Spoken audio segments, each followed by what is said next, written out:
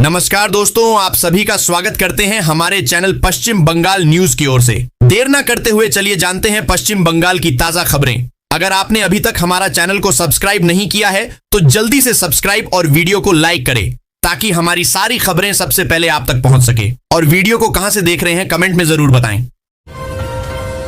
बंगाल फतह के लिए बीजेपी कर रही परिवर्तन यात्रा। दोपहर 3 बजे रास मेला मठ पहुंचेंगे नितिन नवीन।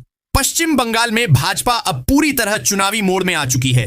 बीजेपी ने बंगाल में सत्ता बदलने के लिए अपनी पूरी ताकत झोंक दी है।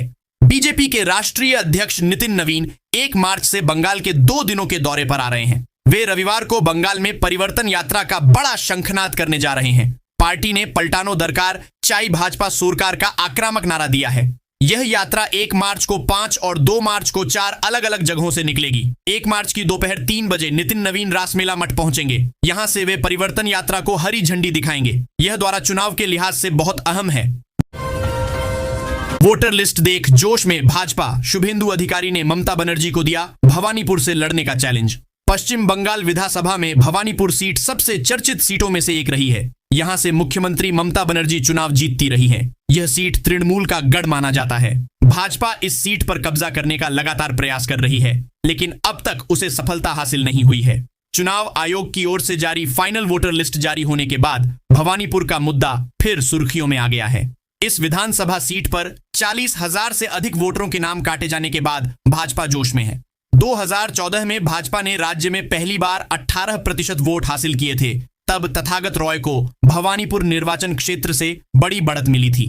राज्य के विपक्ष नेता शुभेंदु अधिकारी ने इस बार इस सीट को न केवल जीतने का दावा किया है, बल्कि ममता बनर्जी को चैलेंज करते हुए कहा है कि उन्हें हिम्मत है तो इस बार इस सीट से चुनाव लड़कर दिखाएं। ममता बनर्जी के भवानीपुर में कट गए 44,000 वोटरों के नाम। 58,000 वोट से जीती थी तृणमूल। ममता के भवानीपुर में कट गए 44,000 वोटरों के नाम। 58,000 वोट से जीती थी तृणमूल कोलकाता। भवानीपुर विधानसभा क्षेत्र के एसआईआर की अंतिम मतदाता सूची सामने आ गई है। मुख्यमंत्री ममता बनर्जी के निर्वाचन क्षेत्र भवानीपुर में बड़ी संख्या में वोटरों के नाम काटे गए हैं। ममता बनर्जी उपचुनाव में यह सीट 58,000 वोट के अंतर से जीती थी। ममता पहले भी यहां से विधायक रही हैं। भाजपा काफी समय से इस निर्वाचन क्षेत्र को जीतने का प्रयास कर रही है। अंतिम मतदाता सूची प्रकाशित होने के बाद भवानीपुर में कुल 47,000 से अधिक वोटरों के नाम सूची से बाहर कर दिए गए हैं। हालांकि 14,000 से अधिक नाम अभी भी अनसुलझी सूची में हैं। इनमें से भी बड़ी संख्या में नाम कटने की आशंका है। बंगाल में एसआईआर के बाद मतदाता सूची जारी होने से पहले सुरक्षा कड़ी। पश्चिम बंगाल सरकार ने शनिवार को विशेष गहन पुनरीक्षण एसआईआर के बाद मतदाता सूची जारी होने से पहले ही राज्य भर में सुरक्षा कड़ी कर दी गई। अधिकारियों ने बताया कि गृह सचिव और पुलिस महानिदेशक सहित वरिष्ठ अधिकारी दिन भर राज्य सचिवालय में स्थिति पर नजर रखने के लिए मौजूद रहे। एक अधिकारी ने बताया कि राज्य सचिवालय ने उत्तर एवं दक्षिण 24 परगना, मुर्शिदाबाद, नदिया और उत्तर बंगाल के जिलों के पुलिस अधीक्षकों को अलर्ट जारी कर दिए। उन्होंने बताया कि पुलिस महानिदेशक और पुलिस महानिरीक्षकों ने सभी इकाइयों को अत्यधिक सतर्क रहने का निर्देश दिया। केंद्रीय बलों की पर्याप्त तैनाती के बिना बंगाल में शांतिपूर्ण चुनाव कराना मुश्किल। दिलीप घोष ने टीएमसी पर साधा निशाना। बंगाल भाजपा के वरिष्ठ नेता व पूर्व सांसद दिलीप घोष ने शनिवार को कहा कि एसआईआर और राज्य में पहले से हिंसा के माहौल में केंद्रीय बलों की पर्याप्त तैनाती के बिना चुनाव आयोग के लिए राज्य में शांतिपूर्ण चुनाव कराना मुश्किल होगा। गांव के लोगों में डर का माहौल। उन्होंने कहा कि गांव के लोग बोल रहे हैं कि केंद्रीय बल चाहिए, नहीं तो चुनाव ठीक से नहीं हो पाएगा। घोष ने कहा कि बंगाल में चुनाव के दौरान केंद्रीय बल न रहे तो आम लोग न तो वोट डाल पाएंगे और न ही मतगणना हो पाएगी। इसलिए चुनाव का वातावरण बनते ही यहां केंद्रीय बलों को बुलाया जाता है। बंगाल विधानसभा चुनाव के लिए भाजपा ने कसी कमर। भवानीपुर में बनाया गया वॉर रूम। बंगाल में मुख्य विपक्षी भाजपा आगामी विधानसभा चुनाव में मुख्यमंत्री ममता बनर्जी को उनके गृह व विधानसभा क्षेत्र भवानीपुर में कड़ी टक्कर देना चाहती है। बंगाल विधानसभा में विपक्ष के नेता और भाजपा के वरिष्ठ नेता शुभेंदु अधिकारी ने कोलकाता के भवानीपुर विधानसभा क्षेत्र में एक वार रूम बनाया है। भाजपा सूत्रों ने रविवार को यह जानकारी दी। यह वार रूम कोलकाता नगर निगम के वार्ड नंबर 70 में 8/1B साउथ के एक घर के ग्राउंड फ्लोर पर बनाया गया है। ध्यान दें कि भवानीपुर विधानसभा क्षेत्र KMC के 8 वार्डों 63, 70, 71, 72, 73, 74, 77 और 82 को मिलाकर बना है। 2014 के लोकसभा चुनाव के बाद से भाजपा को भवानीपुर विधानसभा क्षेत्र के 6 वार्डों में लगातार अच्छे वोट मिल रहे हैं। भाजपा का मिशन बंगाल, अमित शाह समेत 5 बड़े भाजपा नेता करेंगे परिवर्तन संकल्प यात्रा। पश्चिम बंगाल विधानसभा चुनाव 2026 से पहले भारतीय जनता पार्टी भाजपा ने बंगाल में पूरी ताकत झोंक दी है। रविवार को बीजेपी की परिवर्तन यात्रा की शुरुआत हुई। सोमवार को एक साथ 5 जगहों पर केंद्रीय गृह मंत्री, रक्षा मंत्री और कृषि मंत्री समेत 5 बड़े नेता बंगाल आ रहे हैं।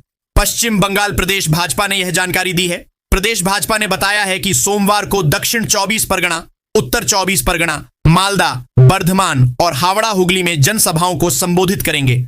दक्षिण 24 परगना में अमित शाह विशाल रैली को संबोधित करेंगे। भाजपा के राष्ट्रीय अध्यक्ष नितिन नबीन मालदा जिले के इस्लामपुर कोर्ट मैदान में जनसभा को संबोधित करेंगे। कोलकाता में पिंक बूथ और मोबाइल गश्ती दल से मजबूत होगी महिलाओं की सुरक्षा, ममता बनर्जी ने की घोषणा। बंगाल की मुख्यमंत्री ममता बनर्जी ने कोलकाता पुलिस द्वारा महिलाओं की सुरक्षा और आत्मविश्वास को मजबूत करने के मकसद से शुरू की गई 2 नई पहलों की शनिवार को घोषणा की। बनर्जी ने एक्स पर एक पोस्ट में कहा कि शहर के प्रमुख चौराहों पर पूरी तरह से महिलाओं द्वारा संचालित कई पिंक बूथ स्थापित किए जाएंगे और ये शाम से लेकर आधी रात तक खुले रहेंगे। उन्होंने कहा कि शहर में रहने वाली मेरी बहनें किसी भी प्रकार की सहायता के लिए इन बूथ में सीधे KP कोलकाता पुलिस की महिला अधिकारियों से संपर्क कर सकेंगी। मुख्यमंत्री ने शाइनिंग नाम से गठित महिला मोबाइल पेट्रोलिंग टीम की तैनाती की भी घोषणा की। 5.46 लाख वोटर के नाम कटे। अब बंगाल में 7.04 करोड़ मतदाता।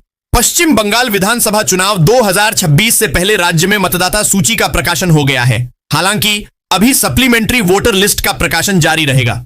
शनिवार को पश्चिम बंगाल के मुख्य निर्वाचन अधिकारी CEO मनोज कुमार अग्रवाल ने प्रेस कॉन्फ्रेंस में पत्रकारों को बताया कि 16 दिसंबर 2025 को जारी ड्राफ्ट वोटर लिस्ट के बाद 5,46,053 वोटर के नाम काटे गए हैं। इस दौरान 1,82,036 नए वोटर भी जुड़े हैं। मनोज अग्रवाल ने बताया कि पश्चिम बंगाल में 27 अक्टूबर 2025 को कुल 7,66,357,529 मतदाता था।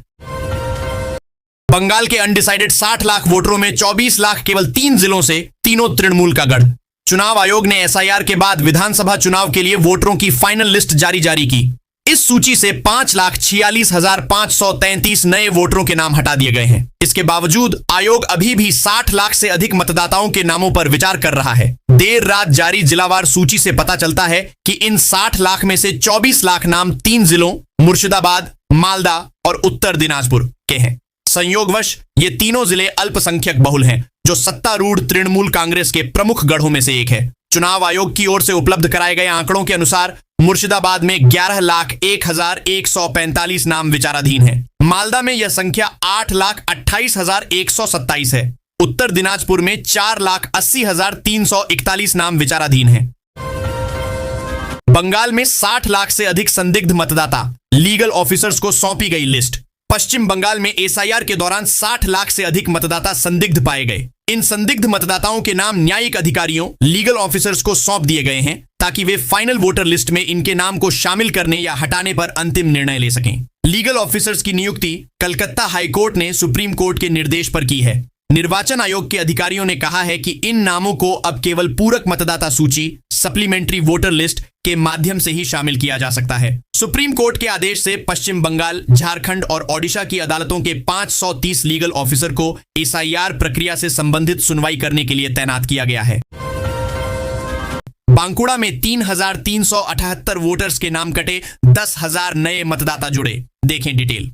पश्चिम बंगाल विधानसभा चुनाव 2026 से पहले SIR के बाद वोटर लिस्ट पर राज्य में सियासी तापमान चढ़ गया है। बांकुड़ा जिला प्रशासन ने कहा है कि जिले में वोटर लिस्ट तैयार करने की पूरी प्रक्रिया कानून के दायरे में चरणबद्ध तरीके से और प्रशासनिक तंत्र की निगरानी में पूरी की गई है। बांकुड़ा के जिला मजिस्ट्रेट एवं जिला निर्वाचन पदाधिकारी के नेतृत्व में 16 दिसंबर 2025 से 19 जनवरी 2026 तक दावे और आपत्तियों को निपटाया गया। इसके बाद 14 फरवरी 2026 तक नोटिस जारी किए गए, सुनवाई हुई और सत्यापन की प्रक्रिया पूरी की गई। इस दौरान वरिष्ठ नागरिकों, दिव्यांगजनों और अन्य संवेदनशील वर्गों को विशेष सहायता उपलब्ध कराई गई। 11 राज्यों और केंद्र शासित प्रदेशों में 3 करोड़ वोटर के नाम कटे, बंगाल में 63 लाख। एसआईआर की प्रक्रिया पूरी होने के बाद 8 राज्यों और 3 केंद्र शासित प्रदेशों की मतदाता सूची में लगभग 3.13 करोड़ मतदाताओं के नाम कम कट गए हैं। उत्तर प्रदेश को छोड़कर पश्चिम बंगाल, तमिलनाडु, राजस्थान, छत्तीसगढ़, केरल, पुडुचेरी, अंडमान और निकोबार द्वीप समूह, लक्षद्वीप, गुजरात, मध्य प्रदेश और गोवा की अंतिम मतदाता सूची अब तक प्रकाशित हो चुकी है। इन राज्यों के मुख्य निर्वाचन अधिकारियों और निर्वाचन आयोग द्वारा पिछले कुछ दिनों में साझा किए गए आंकड़ों के अनुसार पिछले साल 27 अक्टूबर को एसआईआर की घोषणा के समय इन राज्यों और केंद्र शासित प्रदेशों की संयुक्त मतदाता सूचियों की संख्या लगभग 36 करोड़ थी। टीएमसी की एलजीबीटीक्यू प्रत्याशी मेनका की है ये प्राथमिकताएं। पश्चिम बंगाल की 5 राज्यसभा सीटों पर 16 मार्च को होने वाले चुनाव के लिए तृणमूल कांग्रेस ने अपने 4 उम्मीदवारों की घोषणा कर दी है।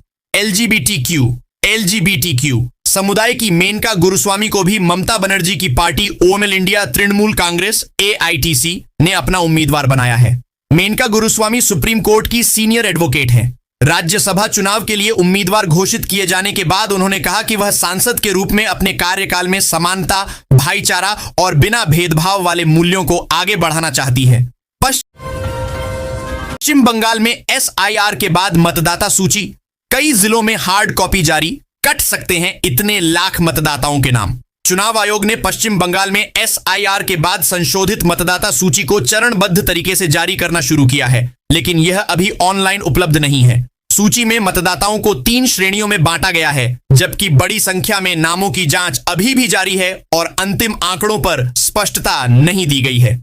पश्चिम बंगाल में विशेष गहन पुनरीक्षण एसआईआर के बाद निर्वाचन आयोग ने मतदाता सूची का प्रकाशन चरणबद्ध तरीके से शुरू कर दिया है। आधिकारिक सूत्रों के अनुसार राज्य के विभिन्न जिलों में संशोधित मतदाता सूची की हार्ड कॉपियां जारी की जा रही हैं, जबकि ऑनलाइन सूची अभी उपलब्ध नहीं कराई गई है।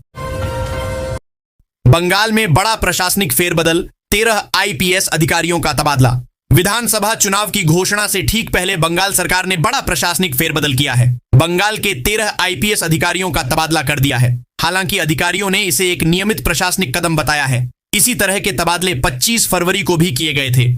एडीजी सीआईडी विशाल गर्ग अब एडीजी आईजी पश्चिमी जोन होंगे। एडीजी पश्चिमी जोन अशोक कुमार प्रसाद अब एडीजी साइबर सेल होंगे। इसी प्रकार आईजी उत्तर बंगाल राजेश कुमार यादव अब आईजी बांकुरा रेंज होंगे। हावड़ा के संयुक्त आयुक्त सरबरी राजकुमार अब डीआईजी सीआईडी होंगे और गौरव लाल नए हावड़ा संयुक्त आयुक्त के रूप में कार्यभार संभालेंगे। लाल पहले डीआईजी सीआईडी थे।